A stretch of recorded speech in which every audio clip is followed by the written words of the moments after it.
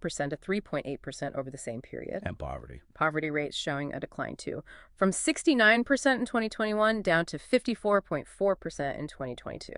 Still high, but moving in the right direction.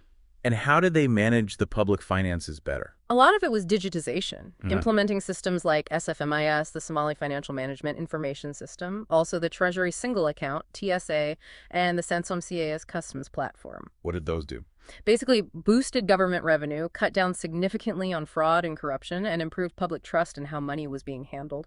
It paints a picture of Somalia becoming, fiscally more self-reliant and credible international. That economic picture seems transformed. But like you said, none of that really sticks without solid governance, right? Absolutely. Foundation matters. So how did the Mohamud administration tackle state building, laying those foundations for a modern state, as the source puts it? There seems to have been a very deliberate push to build institutions based on law and inclusion. Like what specifically? Well, a big one is the 2024 electoral law. It approved the shift to one person, one vote elections. That's huge for Somalia. Massive. And those elections are scheduled for 2025, 2026. In 2025, they actually started voter registration. Tens of thousands registered, apparently. Wow. Yeah, in Mogadishu and the federal states.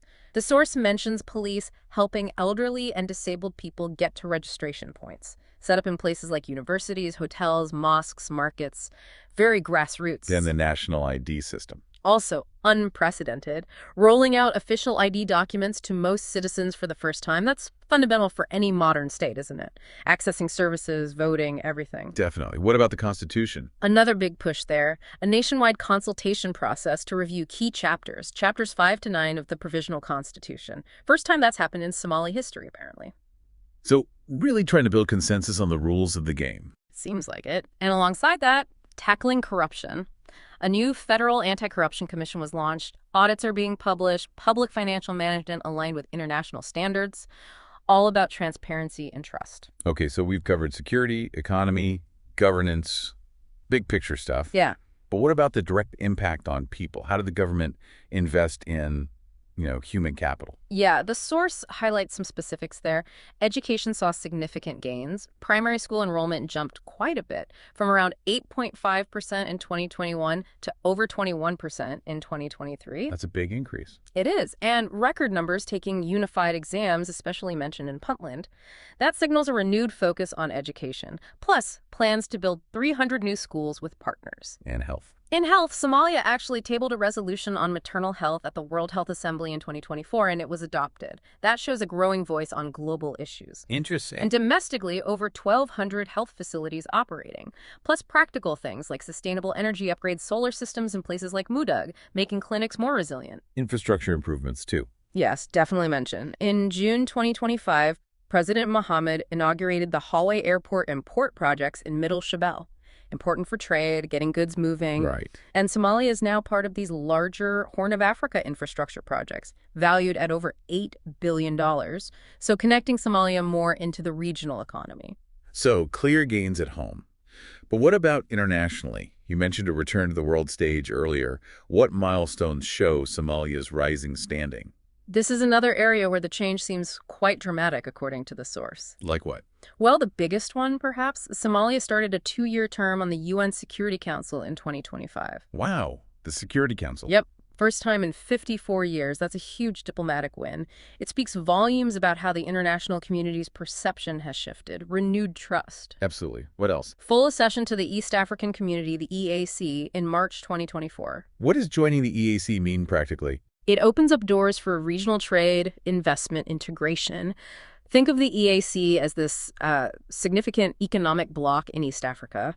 Joining means Somalia is now part of a market with over 300 million people. That's potentially game-changing for their economy and influence. Big potential there. Definitely. And beyond that, just generally expanding partnerships with Turkey, the U.S., Gulf states, the EU, but also newer partners, even Ukraine is mentioned. Diversifying relationships. Seems so. And they've apparently been investing in training their diplomats, too, getting them ready for this increased international engagement. It's a picture of a much more confident foreign policy. It really sounds like a nation finding its voice again. The article points to a specific moment, the Independence Day celebration, July 1st, 2025. Why was that particular event highlighted as so significant? Ah, yes, that comes across as a really powerful moment. The source frames it as more than just a ceremony. It was like a declaration of national revival. Mhm. It was the first time since 1991, since the state collapsed, that the government formally led a national celebration of the 1960 Union. You know, when Italian Somaliland and British Somaliland joined to become independent Somalia. Right, a foundational moment. Exactly. And this celebration wasn't just in Mogadishu. It was organized across the country. Garo, Kismayo, other places. Highly attended, people waving flags, traditional dances, peace rallies. A real nationwide feeling. That's the sense you get. It was broadcast globally, too, showing this new image of a united, proud Somalia. Inclusive youth, women, elders, institutions all involved. It was meant to signal that Somalia has reclaimed its narrative, its identity. A powerful symbol of reclaiming the future. That seems to be the message, yeah, finding its feet again. What a transformation described in these sources. I mean, the sheer breadth of the changes documented is pretty remarkable. It really is quite a list of achievements presented here. So, for you, our listener, maybe a final thought to chew on. Given this period, this strategic adaptation and forward planning, as the source describes it, what do you think the lasting impact will be on Somalia's path forward, on its place in the world? That's the key question, isn't it? The source really suggests that Somalia's rise isn't some distant hope anymore, but that it's actually underway. So perhaps it encourages us all to keep exploring how nations like Somalia, often viewed through a very narrow, often historical lens, are actively shaping their own destinies right now in the 21st century.